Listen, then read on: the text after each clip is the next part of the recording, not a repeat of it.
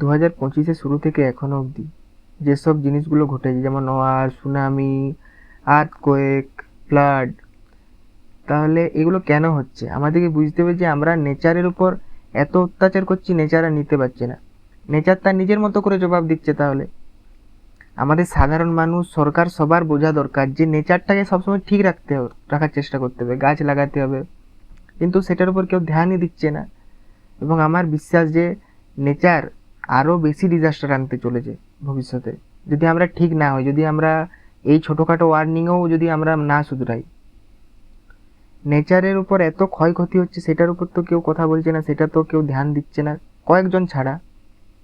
তাহলে আমাদেরকে এই ছোটোখাটো ওয়ার্নিং, যেগুলোতে ক্ষয়ক্ষতি হচ্ছে অনেক, সেগুলোকে দেখে আমাদেরকে সাবধান হওয়া দরকার এবং প্রকৃতি যাতে সুস্থ থাকে তার জন্য কিছু করা দরকার, সরকারেরও সাধারণ মানুষেরও।